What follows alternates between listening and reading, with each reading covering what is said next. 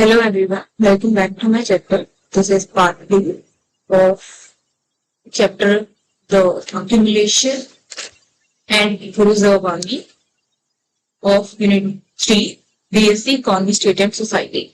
So let's start. In this chapter we will see the roots of capital accumulation.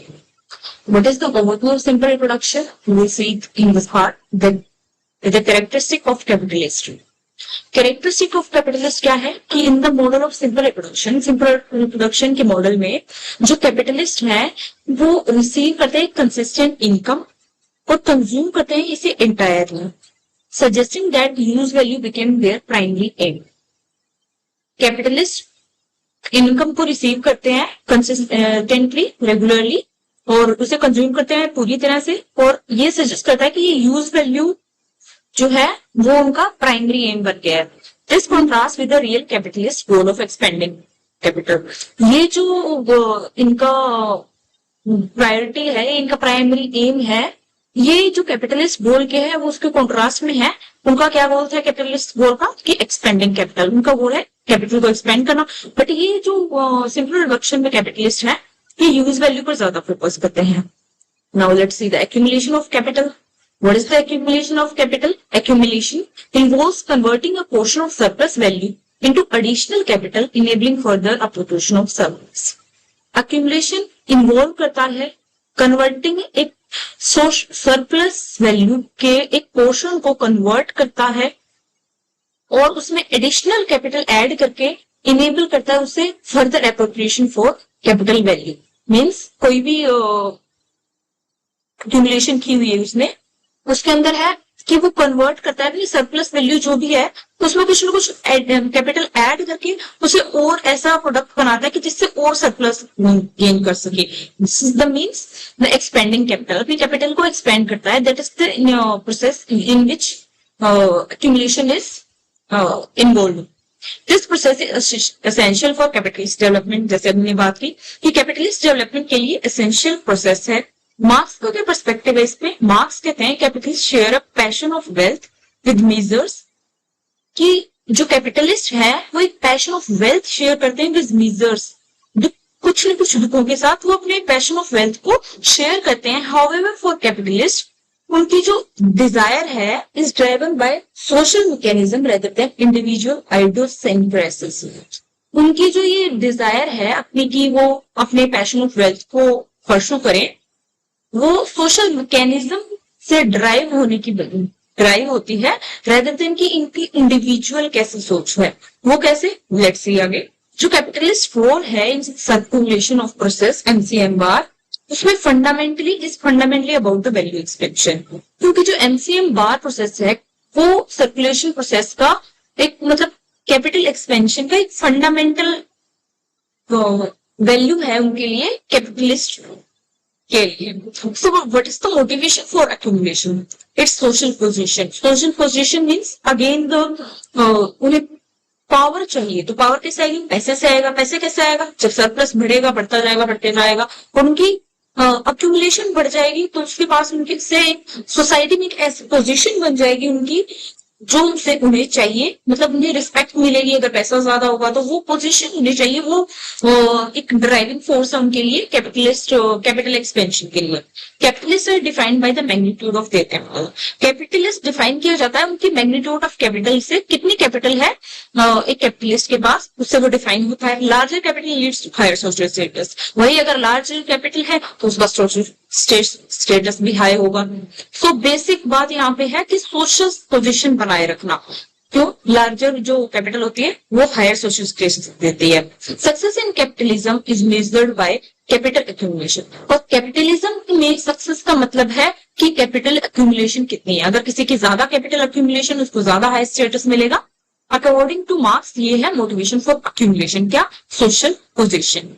Competition and efficiency, ये क्या है? The most efficient capitalist gain the greatest super value, reinforcing the drive for technological improvement and increased capital investment. जो most efficient capitalist होते हैं, capitalist के जो gain होते हैं वो ग्रेटेस्ट सरप्लस वैल्यू होते हैं। जो एफिशिएंट कैपिटलिस्ट होते हैं वो गेन करते हैं ज्यादा से ज्यादा ग्रेट सरप्लस वैल्यू और रीइंफोर्स करते हैं ड्राइव फॉर टेक्नोलॉजिकल इंप्रूवमेंट करते हैं ताकि उनकी सरप्लस वैल्यू और आगे बढ़े और इंक्रीज करते हैं अपनी कैपिटल इन्वेस्टमेंट को इंक्रीज करते हैं ताकि उनकी सरप्लस वैल्यू बढ़े। The competition necessities continuous capital extension to maintain position and profitability. जो कंपटीशन है वो नेसेसिटेट करता है किसे, कंटिन्यूअस कैपिटल एक्सटेंशन को। अगर कंपटीशन नहीं होगा तो कोई कैपिटल एक्सटेंशन क्यों ही करेगा, मतलब कंपटीशन ही नहीं है किसी के बीच में तो सबके पास कैपिटल इतना एक्सपेंड नहीं होगा। सो कंपटीशन है वो नेसेसिटेट करता है कंटिन्यूअस कैपिटल एक्सटेंशन को, किसके लिए, to maintain position, social position maintain करने के लिए और ऑब्वियसली प्रॉफिटेबिलिटी उसके लिए भी। जो थ्योरी है ऑफ कैपिटलिस्ट कंजप्शन वो क्या कहती है, इसका हिस्टोरिकल कंटेक्स्ट ये है कि इनिशियल स्टार्टिंग में avarice drives capitalist behaviour, capitalist का बिहेवियर ड्राइव होता था एवराइज से, और but as production processes new source of wealth emerge, जिससे प्रोडक्शन प्रोसेस थी वो प्रोग्रेस होती थी, बट न्यू जो सोर्स ऑफ वेल्थ है वो इमर्ज होती थी। इससे क्या लीड होता था, leading to a need for conspicuous consumption, conspicuous consumption की क्या हमें कंज्यूम करना है, क्या हमें कंज्यूम नहीं करना, उसकी तरफ ये लीड करता था। ड्यूअल डिजायर, अब ये क्या कहता है, वाइल अक्यूमुलेशन रिमेन्स प्राइमरी, जब अक्यूमुलेशन प्राइमरी हमारा जो मेन मोटिव होता है वो होता है, तब there is also growing desire for consumption, accumulation हमारा बढ़ता है तो हमारी कहीं ना कहीं कंजप्शन की भी डिजायर बढ़ती है, creating tension between these two motivation. So इन दो मोटिवेशन के बीच में टेंशन क्रिएट हो जाता है कि हम अक्यूमुलेशन करें या फिर हम कंजप्शन करें। हमें अक्यूमुलेशन भी करना है सोशल स्टेटस के लिए, हमें कंजप्शन भी करना है खुद की सेटिस्फेक्शन के लिए, तो इन दोनों के बीच में टेंशन क्रिएट होता है। Critic of contemporary economic theories, वो क्या कहते हैं, absentees theory.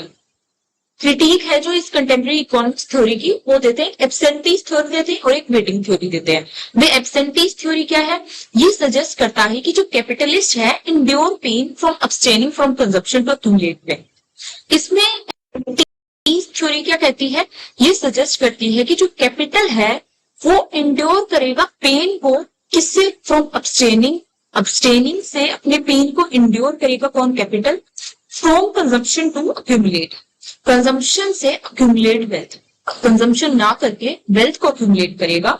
Marks challenges this notion, Marx इस नोशन को चैलेंज करते हैं और आर्ग्यू करते हैं कि जो अक्यूमुलेशन है वो itself provides a pleasure akin to consumption, जो अक्यूमुलेशन है वो ही तो प्रोवाइड करवाएगा उसको, कैपिटलिस्ट को एक प्लेजर प्रोवाइड करवाएगा एज द कंजम्पशन। जो अक्यूमुलेशन है वो कंजम्पशन है कहीं ना कहीं। ये मार्क्स चैलेंज करते हैं इस नोशन को कि जो कैपिटलिस्ट है वो पेन में नहीं है, इंड्योर पेन नहीं कर रहा from consumption to accumulation wealth, क्योंकि अक्यूमुलेशन ही उसके लिए कंजम्पशन है। So this is the absentees theory and this is how the Marx challenges it. Next is the waiting theory. Waiting theory क्या कहती है, ये प्रपोज करती है कि capitalist delay consumption to enjoy future gains with interest. ये waiting theory ये कहती है कि कैपिटलिस्ट जो है वो अपने कंजम्पशन को डिले कर देगा, मतलब कंजम्पशन अभी नहीं करेगा, फ्यूचर के जो गेन्स है उनको एंजॉय करने के लिए अपना कंजम्पशन है वो डिले कर देगा। दैट कैपिटलिस्ट डिले कंजम्पशन, अपने कंजम्पशन डिले कर देगा, किस लिए, फ्यूचर गेन्स को एंजॉय करने के लिए विद इंटरेस्ट। आज मैं 50 रुपए बचा रही हूँ, आज से 2 साल बाद वो 50 रुपए के कुछ 500 मीन्स आज मैं 500 कंज्यूम करेंगे, इससे अच्छा मैं 500 कहीं ना कहीं इन्वेस्ट कर देती हूँ या फिर किसी को ब्याज पर लोन पे दे देती हूँ, तो उसके पास इंटरेस्ट लग के वो 500 के कहीं ना कहीं तो बढ़ेंगे। फिर जो फ्यूचर गेन्स है विद इंटरेस्ट उनको एंजॉय करने के लिए कैपिटलिस्ट अपने कंजम्पशन डिले कर देता है। अब मार्क्स इसको भी क्रिटिक करते हैं that this is an absurd over simplification of capitalist behaviour, कि ये जो वेटिंग थ्योरी है ये अब्सर्ड ओवर सिंप्लीफिकेशन है कैपिटलिस्ट बिहेवियर की। अब जो हिस्टोरिकल शिफ्ट है इकोनॉमिक थॉट में वो क्या कहता है कि चेंज इन पर्सपेक्टिव में चेंज होता है। Earlier economist assume an independent motive for accumulation. Earlier जो इकोनॉमिस्ट हैं वो अज्यूम करते हैं independent motive for accumulation. Independent motive for accumulation जो इंडिपेंडेंट मोटिव होता है एक्यूमुलेशन को, उसे ही अर्लियर इकोनॉमिस्ट अज्यूम करते हैं। वाइल जबकि लिए जो लेटर थ्योरीज हैं वो लाइक एब्सेंटीज वेटिंग, ये इमर्ज होती हैं as a defence of surplus value and the status quo. जो सरप्लस वैल्यू है और स्टेटस क्वो है उसके लिए एज अ डिफेंस तौर पर ये abstinence and waiting theory according to later economist ये इमर्ज होती है। ये स्टेटस क्वो क्या है? स्टेटस क्वो इज द कि जो है जैसा है उसे ही मेंटेन करना। तो इन थ्योरीज से क्या इमर्ज होता है? डिफेंस ऑफ सरप्लस वैल्यू और स्टेटस क्वो। जो मार्क्स इनसाइट है वो क्या कहता है? ये कहते हैं कि जो शिफ्ट है रिफ्लेक्ट्स कैपिटलिज्म ट्रांजिशन, कैपिटलिज्म के ट्रांजिशन की रिफ्लेक्ट करता है ये शिफ्ट। कहां से कहां? From an aggressive force challenging norms to one defending established structure postwar. Capitalism इस ट्रांजिशन को रिफ्लेक्ट करता है फ्रॉम एग्रेसिव फोर्स जो चैलेंज करती है नॉर्म्स को, ऐसी फोर्स जो नॉर्म्स को चैलेंज करती है, वहां से डिफेंडिंग एस्टेब्लिश्ड स्ट्रक्चर पोस्ट-war। इस शिफ्ट को रिफ्लेक्ट करता है कैपिटलिज्म का ये transition. So according to Marx this is his theory. अब कंक्लूजन ऑफ एक्यूमुलेशन क्या है? Primitive accumulation. प्रिमिटिव एक्यूमुलेशन किसे कहते हैं? Refers to the historical process, historical जो पुराने टाइम से होती आ रही है ऐसी प्रोसेस जो लेट डाउन करती है ground work for capitalist relation including violence and exploitation. Violence और एक्सप्लॉयटेशन जैसे वर्क्स को इंक्लूड करके जो कैपिटलिस्ट रिलेशन को लेट डाउन करता है वही है primitive accumulation. So primitive accumulation refer to the historical ऐसी प्रोसेस जो कि लेट करे ground work for capitalist relation के लिए ग्राउंड वर्क ले करे इंक्लूडिंग वायलेंस और एक्सप्लॉयटेशन उसके अंदर। और कंटिन्यूइंग प्रोसेस क्या है इसके अंदर? जो प्रिमिटिव accumulation है is not merely historical but ongoing as capitalism continually seeks new population exploit and integrate into system। जो प्रिमिटिव accumulation है ये जो कैपिटलिस्ट रिलेशन के लिए ग्राउंड वर्क ले करती है वायलेंस और एक्सप्लॉयटेशन के साथ, ये नॉट मेयरली हिस्टोरिकल, ये हिस्टोरिकल नहीं है बट ऑनगोइंग, बट ये चल भी रहा है as capitalism continually seeks new population. जैसे कि ये जो प्रिमिटिव एक्यूमुलेशन है ये पुरानी हिस्ट्री में ही नहीं चलती थी, ये बट ऑनगोइंग अभी भी चल रही है। और कैपिटलिज्म जो है ये कंटिन्यूअली एक नई पॉपुलेशन की ताक में रहता है कि कैसे इसे एक्सप्लॉइट करे और इंटीग्रेट करे अपने सिस्टम के अंदर। These notes encapsulate Marx analysis of capital accumulation and its implication within the capitalist system। ये जो नोट्स है ये जो नोट है मार्क्स के एनालिसिस का है कि कैसे कैपिटल एक्यूमुलेशन और इसकी इम्प्लीकेशन कैपिटलिस्ट सिस्टम में विद इन एग्जिस्ट करती है। Next is the third part of this chapter, the accumulation and the value of labour power. अब एक्यूमुलेशन और the value of labour power the problem solve, ये topic है, इसकी problem है ये कैसे सॉल्व होगी कि ये जो एक्सप्लॉयटेशन वायलेंस है ये चलता हुआ आ रहा है, ये जैसे प्रॉब्लम्स हैं ये कैसे सॉल्व करना है। इसका ओवरव्यू है कि एक्सपेंडेड वर्सेस सिंपल प्रोडक्शन, इन दोनों के बीच में डिफरेंस दिखाया गया है। Marks distinguishes between two production schemes, marks in दोनों के बीच में डिफरेंस दिखाते हैं, डिस्टिंग्विश दिखाते हैं कि ये कैसे अलग है। मार्क्स कहते हैं एक्सपेंडेड रिप्रोडक्शन जो है is the surplus value divided into 3 parts. According to marks जो एक्सपेंडेड प्रोडक्शन है उसमें सरप्लस वैल्यू 3 पार्ट्स में डिवाइड की गई है। First is the consumed by capitalist, जो कैपिटलिस्ट के कंज्यूम की जाती है और सरप्लस वैल्यू की बात हो रही है। Second is the added to constant capital, जो सरप्लस वैल्यू कांस्टेंट कैपिटल के लिए आगे जो कांस्टेंट कैपिटल है वो चलता रहे उसके लिए ऐड होती है वो surplus value. Third is the added to variable capital, जो वेरिएबल कैपिटल के लिए ऐड होती है वो surplus value. There is the 3 parts in which surplus value is divided. अब सिंपल रिडक्शन क्या कहती है? सिंपल रिप्रोडक्शन के अंदर सरप्लस वैल्यू एंटायरली कंज्यूम करता है कंज्यूमर, इसके अंदर कोई भी कह सकते हैं थर्ड पार्ट नहीं है, तो 3 पार्ट्स में डिवाइड नहीं है। एंटायरली जो सरप्लस वैल्यू है वो कंज्यूमर कैपिटलिस्ट कंज्यूम कर रहा है और इसमें एक्सपेंडेड प्रोडक्शन में 3 पार्ट्स में डिवाइडेड है, consumed by capitalist, added to constant capital और एडेड टू वेरिएबल कैपिटल। आगे क्या कहा है, की पॉइंट्स क्या है इसके। First is the postponement of expanded production presentation. अब ये क्या कहता है, to explore implication the crisis. इसे नेक्स्ट चैप्टर्स में डिफाइन किया गया। तो so next is the increase demand for labour power. Labour power की डिमांड इंक्रीज हो गई है। कैसे, अक्यूमुलेशन है वो लीड करता है increase demand for labour. Accumulation करने के लिए, वेल्थ एक्यूमुलेट करने के लिए ज्यादा से ज्यादा प्रोडक्शन करनी पड़ेगी, उसके लिए लेबर पावर भी की डिमांड भी इंक्रीज होगा। अब हायर डिमांड है, उससे उनके प्राइस, उनके वेजेस हैं वो भी हाई होंगे, और ये डिवाइडेटिंग फ्रॉम वैल्यू, और इससे जो वैल्यू है उससे वो डिवाइडेटिंग होंगे। अब labour power as a unique commodity, accumulation बढ़ाने के लिए लेबर पावर की भी जरूरत होगी, उनकी ज्यादा डिमांड बढ़ेगी अक्यूमुलेशन बढ़ाने के लिए, तो उनके प्राइसेस वेजेस भी बढ़ेंगे। और लेबर पावर एक यूनिक कमोडिटी दिखाई गई है, कैसे, अनलाइक ऑर्डिनरी कमोडिटीज हैं जैसे कि कॉटन क्लॉथ, ये है ऑर्डिनरी कमोडिटीज। और labour power lacks an equilibrating mechanism. अब जो लेबर पावर है उसके अंदर इक्विलिब्रेटिंग मैकेनिज्म का लैक है। कैसे, कि जो no labour power industry exist, जो लेबर पावर इंडस्ट्री है वो no labour power industry exist करती है, only in slave societies can labour power be produce for move. सिर्फ स्लेव सोसाइटीज में, जैसे फ्यूडलिज्म, उसके पहले उन जैसी सोसाइटीज में ही जो लेबर पावर है वो प्रॉफिट के लिए यूज करती थी। Price versus value of labour. अब ये क्या कहता है, जो सिंपल रिप्रोडक्शन है, labour power is assumed to sell at its value. Simple reproduction में labour power is assumed to sell its value. Simple reproduction में लेबर पावर अपनी जो वैल्यू है वो सेल करता है, अज्यूम्ड अपनी वैल्यू के लिए अपनी लेबर पावर को सेल करता है। अक्यूमुलेशन में क्या होता है, दिस अजम्पशन इज चैलेंज।